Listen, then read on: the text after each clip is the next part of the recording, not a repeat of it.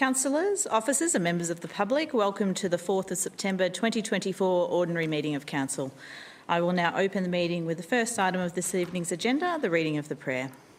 Almighty God, be with us as we work for the people of the Shire of Moorabool. Grant us wisdom as we may care for the Shire as true stewards of your creation. May we be aware of the great responsibilities placed upon us. Help us to be just in all our dealings, and may our work prosper for the good of all. Amen. I will now read the Acknowledgement of Country. I acknowledge the traditional owners of the land on which we are meeting. I pay my respects to their elders, past and present, and the Aboriginal elders of other communities who may be here today. In accordance with Moorabool Shire Council's governance rules, the Council will be recording and live streaming this meeting. The Moorabool News and Star Weekly have also been granted permission to record this meeting. I will move to item 4 and 5, present and apologies. We have an apology from Councillor Edwards. All other councillors are in attendance. Item 6, confirmation of minutes. Councillors, we have minutes from the 7th of August 2024 Ordinary Meeting of Council to be confirmed. Is there any questions first in regards to the minutes? No? Do I have a councillor to move and confirm the minutes, please? Wasn't there? Thank you, Councillor Tudzik. Thank you, Councillor Ward. Any dissent? All those in favour? Carried. Item 7, disclosures of conflicts of interest. Councillors, does anyone have a conflict of interest to declare? No? Item 8, public question time. We have no public question time submissions. Item 9, petitions. We have no petitions to be considered at this evening's meeting. Number 10, presentations and deputations. We have 3 registered speakers to this meeting who will be invited to address Council at the commencement of the relevant item. Item 11, Chief Executive Officer reports. We have item 11.1, proposed feature commemorative renaming Elaine Recreation Reserve to Ron Reid Recreation Reserve. We have 1 registered speaker to this item who will join us online, so I will just wait for Mr Dunn to come through. Hello, councillors. Good evening, Mr Dunn. Thank you for joining Hello. us. Hello, councillors. Can you hear me, Mr Dunn? Yes, I can. Great. Mr Dunn, you will have 3 minutes to present to Council, and after that time, councillors may ask you questions. Thank you. Thank you. I'd just like to say on this issue was over 80% of our community want to keep the name Elaine Recreation Reserve, and under 20% want to rename the reserve. So the community has spoken. That survey was done by the council officers. Now, I've just got some advice from the Department of Transport and Planning. So, maintaining the female gender, naming of the reserve is in alignment with the Department of Transport and Planning's naming rules for places in Victoria 2024. The statutory requirements for naming roads, beaches and localities.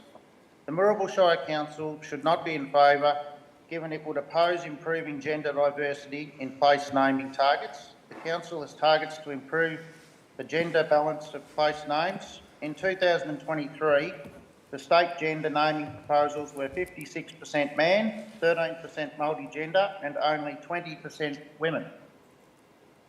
Elaine should embrace the richness of the female naming with the community, protects our community with consistency and not create confusion for emergency services, which I am in the Elaine CFA.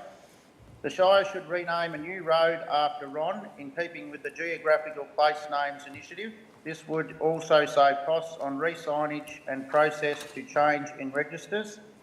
The Council should register the names reserve in the Vic Names Register, likened to the fire station and former primary school.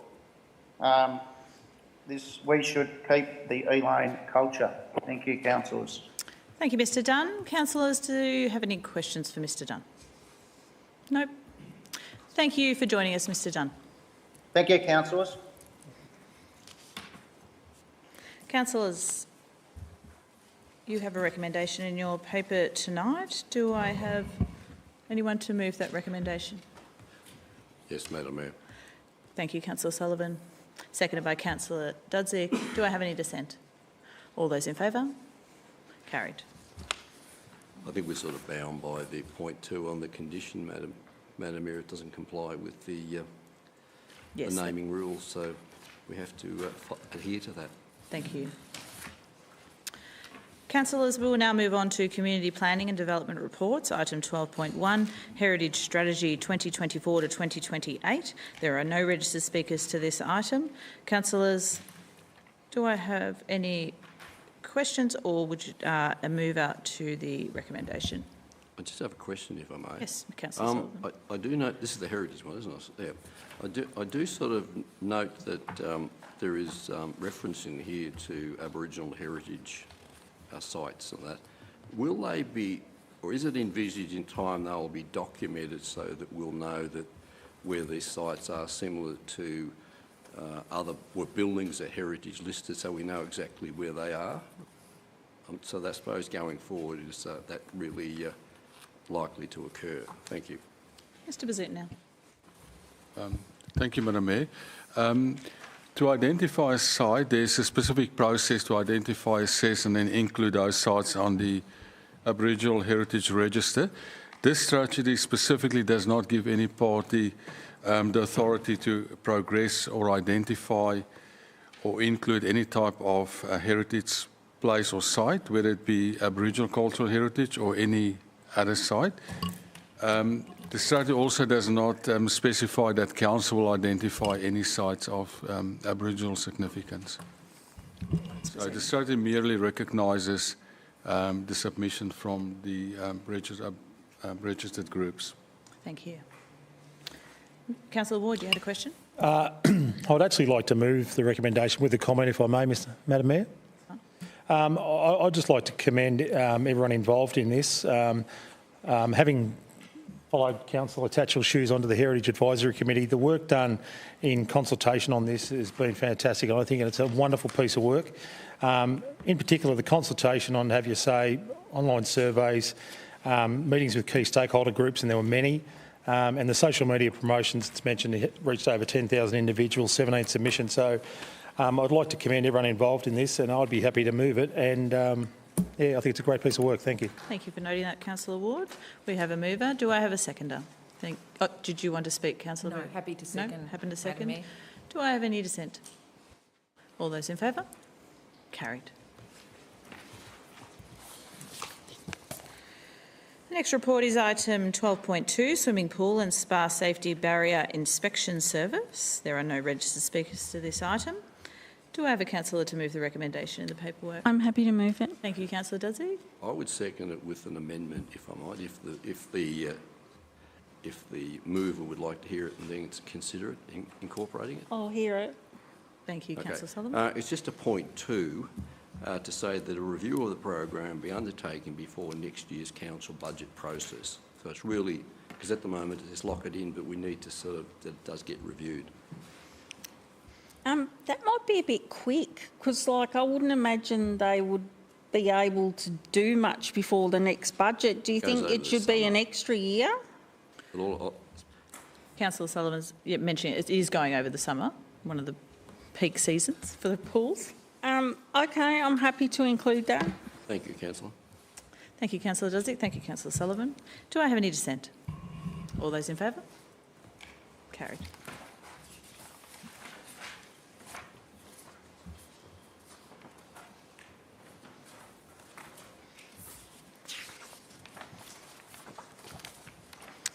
Item 12.3, Moorabool Retail Strategy. There are 2 registered speakers to this item. I firstly have online Mr Hugh McKenzie. He's not online. We might move to the next speaker and maybe we'll check back later. We have Mr Peter Shaw in person. Thank you, Mr Shaw. Yes, if you could just take your seat there. You can just press the button and it will go green for the microphone. You will have 3 minutes to speak to, present to councillors, and they may ask you questions afterwards. Thank you. Thank you, Madam Mayor and councillors. On behalf of the landlord and the supermarket operator at Darley Plaza, we support the retail strategy. My reason for talking tonight is to simply highlight to councillors that one of the reasons why we haven't been able to progress the development of the site is as a consequence of a Melbourne Water flood overlay. Director of Planning and ourselves have been trying to get a resolution to that issue. If councillors aren't aware, the implications are that under the planning ordinances, if we do an extension of anything greater than 20 square metres, we need to raise the floor level. And in the case of Darley Plaza, we need to raise the floor level about 350 millimetres. I think you'd appreciate that that creates a lot of problems, and the reality is that we would probably need to demolish the building and start again with the new floor level. So I'm looking for some councillor support through the council offices to see if we can find a way through the Melbourne Water declaration of that flood zone to enable us to work with council to do the development which has been on my drawing boards for more years than I'd like to think. But yeah, we've fundamentally got a problem at the moment where the project's just not viable. You know, you've got to understand that we've got a ceiling height within the building of 2.7, raise the floor level by 300 millimetres, exclude the issue of disability access problems with ramps, etc. We're not going to have a supermarket with a ceiling that's essentially the same height as a domestic ceiling of 2.4. So yeah, that's in essence the reason I asked to speak to tonight. As I said, both the landlord and the supermarket operators, which are the same people that have got the new store at Madingley. So Madingley would be the model that we were trying to create at Darley Plaza. Both parties are anxious to do a development because they've acknowledged that there is certainly a market for it, and they both acknowledge that what we're looking at the moment is, to be blunt, a fairly run-down building. But there's problems with what we can and can't do given the framework of regulations, and I might add that the Melbourne Water thing was only dropped on us at a meeting with council officers. We weren't made aware of the desire to have the overlay, and then obviously the ratification of that overlay into the planning scheme. So we're a little bit blindsided, but still prepared to work with council to try and get a development. But we need councillors' help and council officers' help to wade our way through the trees. Thank you for your time. Thank you, Mr Shaw. Thank you for sharing that with us. Councillor Tatchell, did you have a question for Mr Shaw? Yeah, thank you. Well, both to Peter and to our officers. Was there a discussion about an existing use exception in terms of... Not in any discussions I've had. Primarily, we've been dealing with the issue of car parking. If we extend the size of the building, which is what we want to do, we've obviously got to have a commensurate increase in car parking numbers.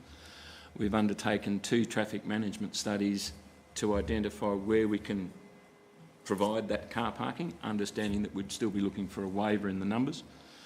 We believed that council at the time was supportive of that, and it was in that context that we were meeting with council officers to work through a rezoning, because there's a piece of land in Jonathan Drive that requires rezoning to commercial to enable it to be used as a car park. It was at that meeting that we were advised of the Melbourne Water overlay, which, has created a number of issues for us. So I'll ask another question. In terms of the unintended consequence of these things that often happens, is there an issue in terms of the neighbourhood, if even if it was possible to do the engineering? We don't have an issue with the location at all. The location has been identified within your own strategic plans as being a neighbourhood, the potential for a neighbourhood centre. We, and I'm speaking on behalf of both the supermarket and the landlord, we are actively looking at how we can increase not only the supermarket but also other retail and office accommodation. Initially, or fundamentally at the moment, what we're looking at is going into a two-storey scenario along the Gisborne Road frontage to create offices and possibly a gymnasium. We've had a registration of interest from a gymnasium operator. So the site is ideal. The biggest stumbling block we've had is when council first approached us, there was a suggestion that we acquire the land to the west, which is a house and vacant land. I think it's fair to say that we've tried to move Ayers Rock and we haven't been successful. The question, I suppose, is about the neighbouring properties in terms of the unintended consequence of when you engineer, when the water board is an engineering problem with the overlay. Does it have an effect on the neighbouring properties? And then I'd like to ask the same questions. It potentially does, because what we're proposing at the moment is to build to the boundary, on the western boundary. We've engaged hydrologists who have suggested that one of the solutions is to duplicate the drainage that's in Grey Street to increase the street drain capacity, because we're basically talking rainfall and overland flooding coming off the hill, essentially. So yes, we believe we've got some engineering solutions. Unfortunately, Melbourne Water don't subscribe to engineering solutions. They basically say that's the overlay, that's the requirements, no longer our problem. You know, we can cite a number of examples in New South Wales and even in Victoria where there's an engineering solution at the doorways into the building to prevent water entering the building. Obviously there's the potential for adjoining properties to be impacted, but I don't know whether councillors have actually seen the extent of the overlay. I think it's fair to say that Gisborne Road would be well and truly blocked if the floods were to manifest themselves as predicted by Melbourne Water, understanding that we've never experienced any flooding of any description in that location since the building was first built. So we suspect that there's probably a mathematical error in the modelling, but we're not able to get to the right people to have that conversation, hence the request to try and get council to partner us in getting to a solution so that we get the benefit that everybody's looking for. It's an argument that needs prosecuting, of course. So that's our question to officers. Was it now? Thank you, Madam Mayor. It's a very technical type question, so we'll have to work with Melbourne Water, our council, community assets and infrastructure engineering. And we had a similar challenge when we dealt with the Ryk Swan development in Avenue of Honour, where we had to have a facilitator and working with Melbourne Water and the developer to get to a resolution. So I think the best we can do is take it on notice and escalate it and see if we can work through some technical solutions. And because we've got a strategic justification through the retail strategy, so I think it's finding that technical solution and convincing them that there are other performance solutions. Yes, Councillor. So I just note that in these exact problems were in Finley through New South Wales, and they've been going on since the 70s, and engineers have been continuing to work on this problem because you can't just move a town. Not easily. But once an overlay is in place, the construction of the new buildings, they seem to have a capacity on existing use to find an engineering problem for the existing properties. The issue, I'll use the supermarket development in Tatura as an example, where the existing building floor level was maintained, and then the back of house, which is your cool rooms and warehousing, that was raised to the new flood level. I don't believe we have that opportunity here. Another supermarket on the Northern Rivers, a little town called Maclean, part of their engineering solution was something as basic as all of the power points were at 1.5 metres off the floor level, and they have an aluminium plank system, for want of a better term, that slots into channels at the doorways. Has never been used. even in the most recent floods in Northern Rivers, it wasn't an issue. But again, it's something that, and I take on board Henry's offer, and it would be greatly appreciated if we could collectively move to get a solution, because I've got 2 clients that are anxious to do something, and the council's also indicated that they see this site as a neighbourhood centre.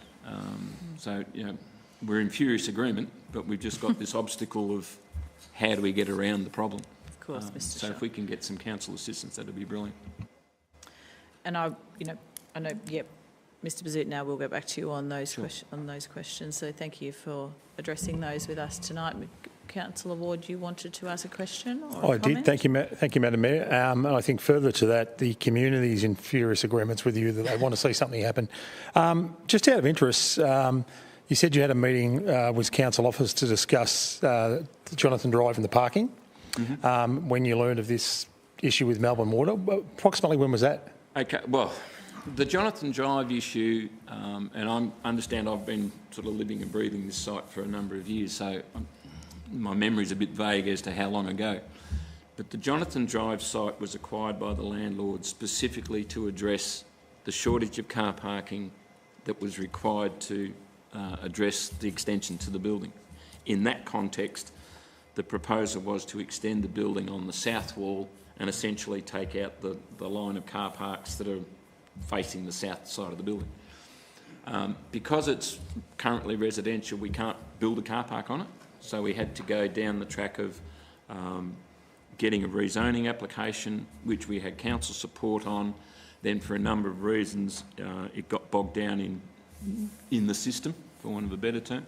So we withdrew that application, and we've subsequently been talking to council officers about reintroducing that, but at the same time addressing an issue that I have a personal problem with, let alone the legal problem.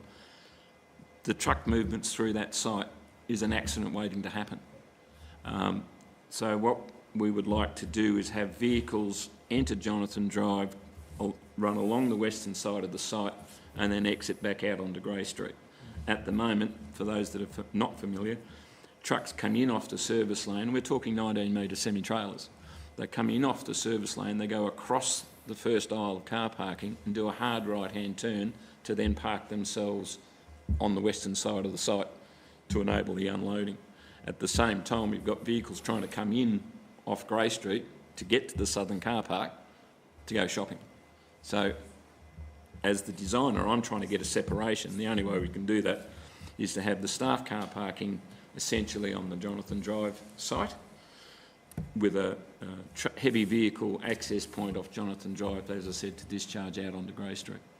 Yeah, thank you. I suppose the question was, though, when did you approximately learn about the requirement of Melbourne Water for? Off the top of my head, I'd say 12 to 18 months ago.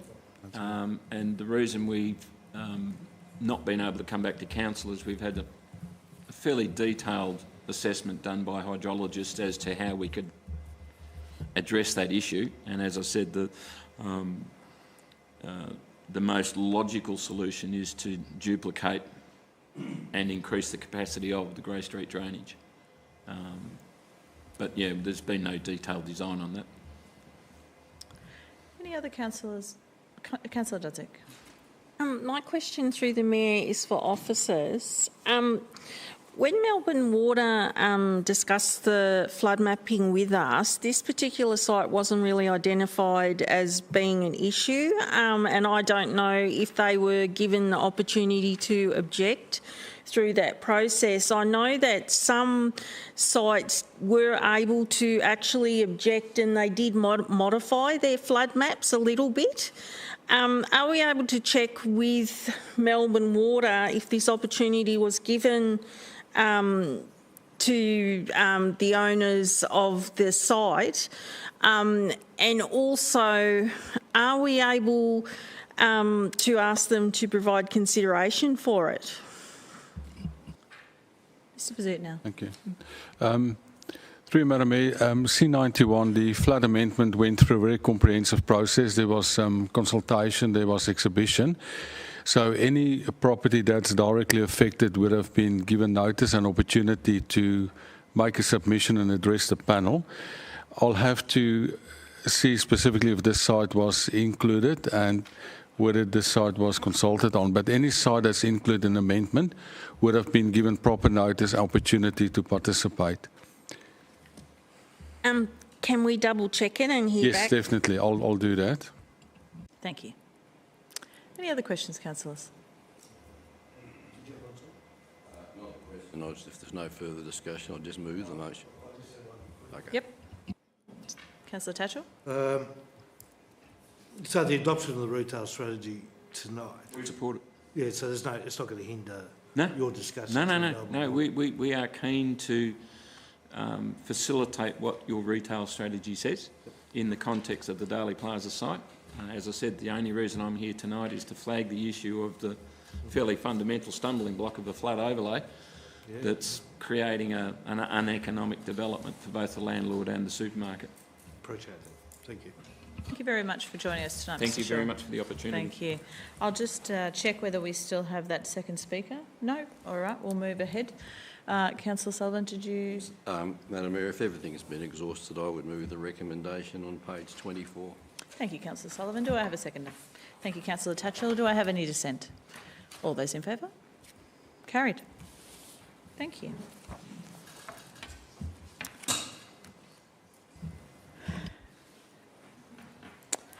Councillors, we will now move on to Community Strengthening Reports. Item 13.1, Community Asset Committees Reports. Do I have a councillor to move the reports? I would move that Thank you, receive Councillor the- Sullivan.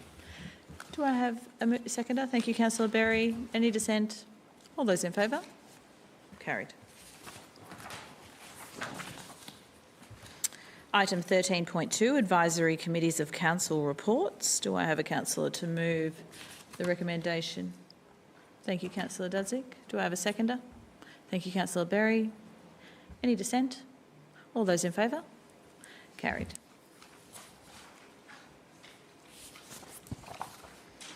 We will now move on to Customer and Corporate Services Reports. Item 14.1, Audit and Risk Advisory Committee, Independent Chair, Full Year Report 2023 to 2024.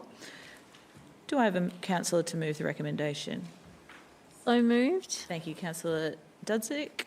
Do I have a seconder? Thank you, Councillor Berry. Any dissent? All those in favour? Carried.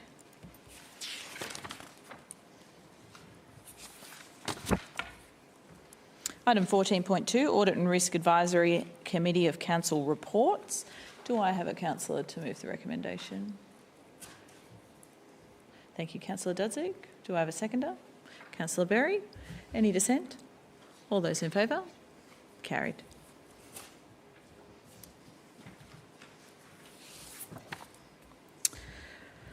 We will now move on to Community Assets and Infrastructure Reports. Item 15.1, Proposed Change to Instrument of Delegation from Council to CEO.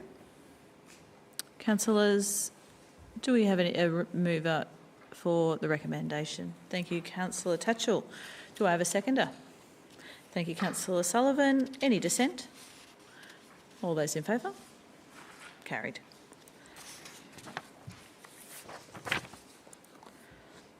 The next report is item 15.2, Capital Improvement Program's Quarterly Final Report, June 2024.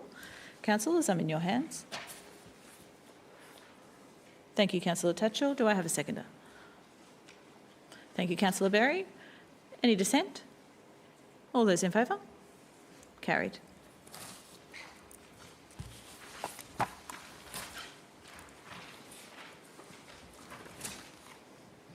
Item 15.3, Response to Notice of Motion Pedestrian Crossing at O'Leary Way, Madingley. Councillors, there is a few recommendations in that report. Do I have a councillor to move the recommendation? Thank you, So Councillor moved. Dudzik.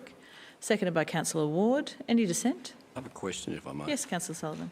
My question relates to, I noticed in the financial implications there's no allocation. Is there any, at this stage, any idea of cost on this estimate of cost, and does it provide any implied obligation to proceed going forward? That's all.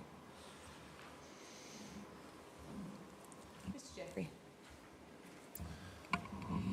Through you, Madam Chair, in terms of cost, because there's a number of items, we don't have an exact cost on each item. We'd probably need to do a bit more design work. So there could be drainage implications, for example, on each one. And that hence the recommendation to refer to long-term capital program so we can do that work and then include it in the program going forward. Okay, I have a mover and a seconder. Do I have any dissent? Yes, Councillor Tatchell. Do you have your dissent? Yeah. Oh, yep, okay. I will open the debate. Councillor Dudzik, thank you. This notice of motion was put forward by another councillor to improve traffic safety at this particular location. It is in the interests of the Bacchus Marsh community for this to go ahead. Perhaps it was a bit of an oversight with the shopping centre being built up, but basically the main priority is safety of our community, and this recommendation will ensure that. Thank you, Councillor Dudzik. Councillor Tatchell, as the opposing, would you like to speak? Yeah, I'm not going to die in a ditch over it, but my concern is we've got the horse behind the cart on this stuff. Normally we do, we have a costing before we start approving these things. We haven't seen any detailed design.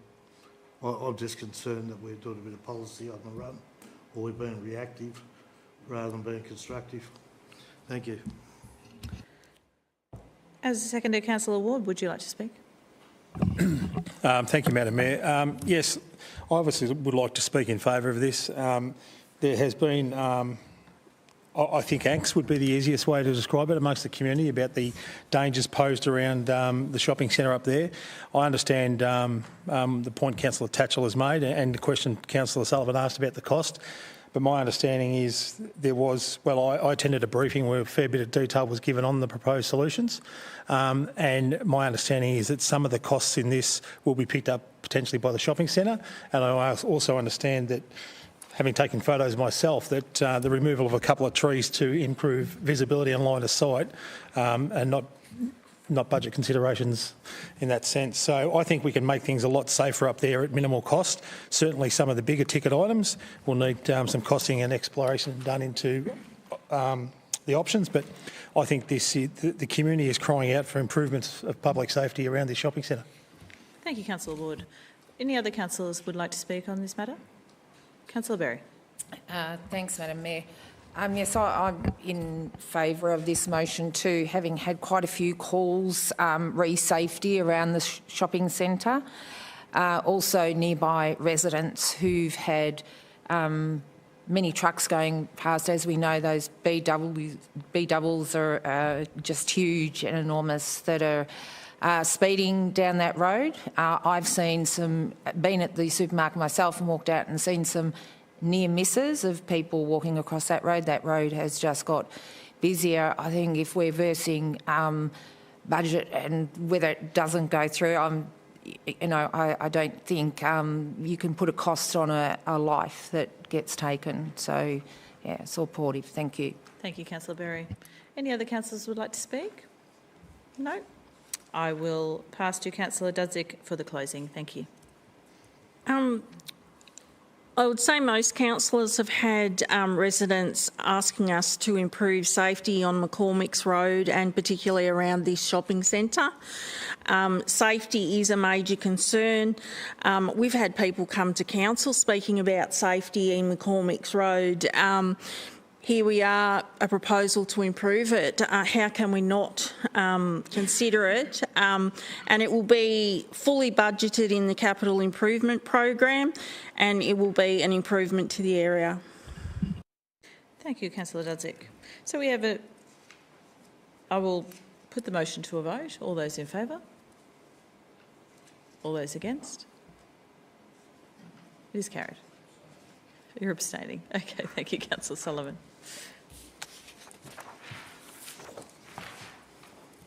Item 16, other reports. There are no other reports listed in tonight's agenda. Item 17, notices of motion. There is also no notice of motions. Item 18, notices of rescission. There are no notices of rescission. Item 19.1, Mayor's Report. Councillors, you have a Mayor's Report in front of you. Do I have a mover? Thank you. Councillor Berry, seconded by Councillor Tatchell. Any dissent? All those in favour? Carried. Thank you.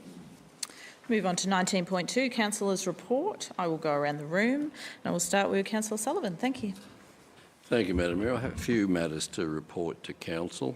On Thursday the 8th and Friday the 9th of August, I attended the Timber Towns tour of different sites in the Baw Baw Shire, and the AGM was held the following Friday in Warragul, and I tender a 2023-24 annual report to Council as a contributing member of Timber Towns. That's the copy of the report for Council's records, and I'll hand it over to the CEO. On the 14th of October, geez, I'll tell you what, August, I attended an online meeting of the MAV Wimmera Southern Mallee Central Highlands Regional Meeting. Some interesting matters from the meeting were the MAV has requested the government to put off the proposed housing targets disclosure until after council elections, of concern that it could actually become a trigger during those elections. Also, we're advised there are some inconsistencies between the Resource Recovery Act and the guidelines, and also with the Circular Economy Act. There's some inconsistencies between the two acts. There was also a reference to a Supreme Court case, Beach Box Case 2021. I'm not quite sure what that entailed, but obviously it's something to do with that. Financial sustainability was also a topic discussed by the MAV. They suggested the discussion needs to be focused from finance to service loss or programs.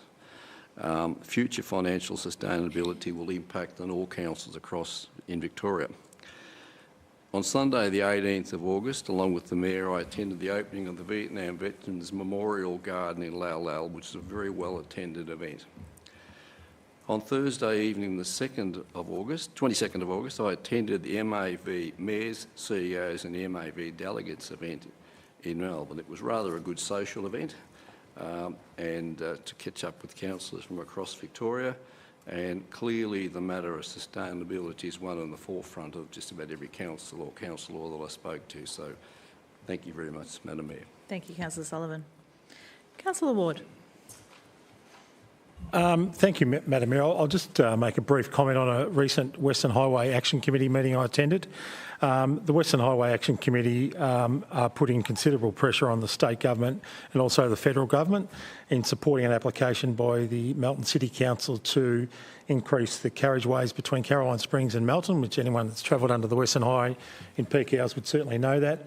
And one of the pleasing things announced at the meeting, and no doubt there'll be formal announcement soon, is the badly needed increased funding that's going to be provided to the Western Highway for maintenance. So just thought I'd share some good news. Thank you. Thank you, Councillor Ward. Councillor Tatchell. That's the report. Councillor Berry. Thank you, Madam Mayor. I'd just like to first start with condolences to the Bradshaw family. I only found out yesterday that Beryl Bradshaw, that who's been one of the founding members of the Girl Guides at the Scout Hall in Bacchus, she lost her husband just over 12 months ago, and we were unaware that she was ill. I was just talking to a Scout member and they had said that they buried her only a couple of weeks ago. So just condolences to the family there. It was very sad because the last time I spoke to her was only about 2 months ago and she seemed very healthy. So just pay our respects there. On Saturday the 10th of August, I attended the volunteer luncheon at Darley Football Netball Club. It was a free event put on by Bendigo Bank that facilitated the event to say thank you to all the volunteers around the area. It was nice to see the Darley Football Netball Club upstairs lounge house 120 members from the community that have volunteered around the area. So a big thank you to the Bendigo Bank for that. There was a lot of networking happening on the day too, so it was excellent to see. And the kitchen very sufficiently fed those 120 people. So as a commercial kitchen, it worked really well. So that was pleasing to see with the 2-course luncheon that we had, and that was with the Mayor. So it was a good day had by all. On Tuesday, the 13th of August, I attended the Moorabool Landcare Network AGM in the chamber here in Balan. They are a fantastic network group that are housed from all different Landcare network groups around the area and do great work. On the 18th of August, I also attended the opening and dedication of the Lau Lau Vietnam War Memorial Garden in Lau Lau. It was a lovely event and pleasing to see that their new little garden with the plaque will be there for years to come for all those Vietnam veterans in recognition of what they gave to the service. On Tuesday the 20th, Peri-Urban Councils Victoria had delegations in Canberra, and also, for the same reason, state delegations on the 27th in Melbourne, and that was to present our Mesh Planning's Future Fund idea that could assist all builds in the future in developments around all peri-urban councils, not just in Victoria, but because we've connected with national groups as well, that should benefit them also. There was very extremely positive comments. We came away from all ministers walking out the door saying, I think it's been well accepted so as an idea, so we just sit back and wait now and see what dollars come out of this submission. Then on Saturday the 24th of September, I attended the CWA half-yearly conference at the Darley Hub. It was a long event. They are very, very thorough with their AGM. So it went from 10 o'clock in the morning till 3 o'clock, met some wonderful CWA representatives from not just in our shire, it's their region one, so people from Ballarat, some from Melton. So a long day, but yeah, very interesting event. That's all. Thank you, Madam Mayor. Thank you, Councillor Berry. Councillor Dudzik. On Monday of this week, I attended the Bacchus Marsh Public Hall Committee, and they are very excited that the booking system is starting to move along and it will improve things for the public hall, and I would urge council staff to continue that because it will change things greatly for that group. And improve it. They're still very keen for disability access improvements, and I would ask that everyone continue to follow that up in the future. Thank you, Councillor Dudzik. Do I have a mover for the councillor reports? Thank you, Councillor Sullivan. Seconded by Councillor Ward. All those in favour? Carried. Item 20, I'll move to urgent business. I'll go around the room again. Councillor Sullivan, do you have any urgent business? Thank you, Madam Mayor. It is in the vein of urgent business. It is the vibe of urgent business, so thank you. Madam Mayor, I would just like to make a few comments, if I may. That's fine. This is basically the last formal monthly meeting of this term of Moorabool Shire. 4 years ago, the communities of Moorabool entrusted 7 community members to govern and manage Moorabool Shire for the next 4 years. In looking back, this council has continued to build upon and enhance the work undertaken by previous Moorabool councils. Major projects and initiatives have been completed, and a number of new initiatives have commenced in the last 4 years, many of which will be completed by future councils. The hallmark of previous councils being focused on strategies and forward thinking has been strongly followed by this council. I believe we have done what the communities have entrusted us to do 4 years ago. We've taken the Shire forward and laid the groundwork for the next council. Are we perfect? No, we're not perfect. Do we all agree with each other? No, we don't. Debate in the chamber and other forums has always been respectful and positive. Having observed other councils across this state, that have become beset by infighting, internal politics, in some cases having monitors and administrators appointed when there was a complete breakdown of governance. There has been a good relationship between the body corporate of council and the organisation led by the CEO, Derek Madden, and his very capable senior staff. This stability within council and the organisation has allowed Moorabool to attract and retain good, talented officers. This stability and ability to get things done has allowed Moorabool to become backable from state and federal government perspective. On a personal note, I'd like to thank my fellow councillors for their support in my term as Mayor for the first 2 years of this council. I'd also like to acknowledge the leadership of Councillor Ward in his time as Mayor and our current Mayor, Councillor Minari. I understand that a few councillors have indicated they will not be continuing in the forthcoming council elections, and I thank them and wish them well in for the future. For those who will be continuing on, I wish you well too. The forthcoming elections will see increase in the number of councillors in Moorabool Shire from 7 to 9, with the council also being unsubdivided. It will be completely different from what we've known in the past. Whatever the future holds, we can look back and know that we as councillors and the organisation can take pride in the fact that we have left the place better than we began in 2020. Thank you. Thank you very much, Councillor Sullivan, for that. Thank you. Councillor Ward.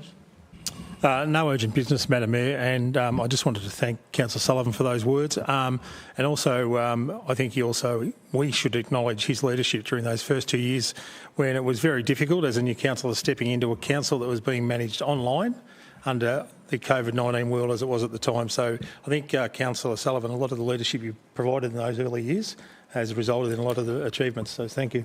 Thank you. Councillor Tatchell. Just a question, if I may. Yep. And thanks, Tom.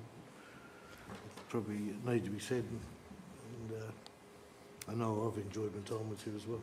So, my question's about the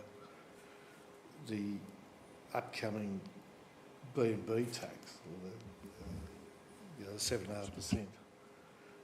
My question is, did we send a submission in on the basis that these Airbnbs are currently being used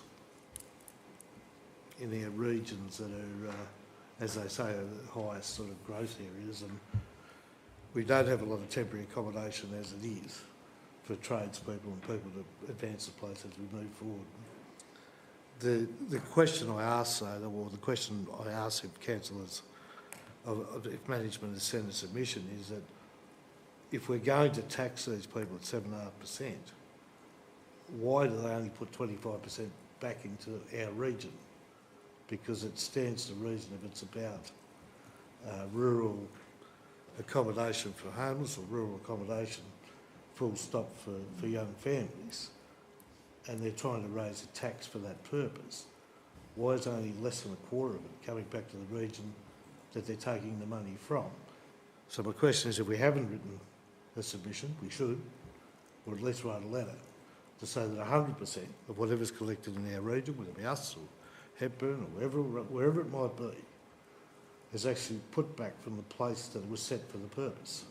So that's my question. I don't know whether we've said something, but if not, I think we should. Mr. CEO.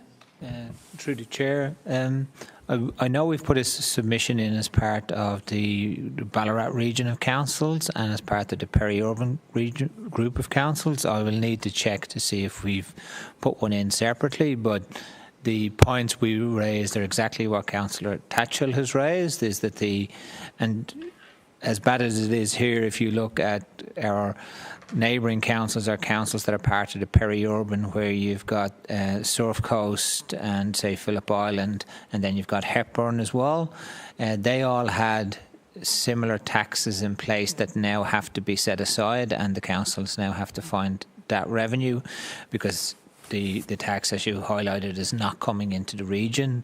So I will just double check on whether we put one in separately, but we definitely put one as part of the broader groups.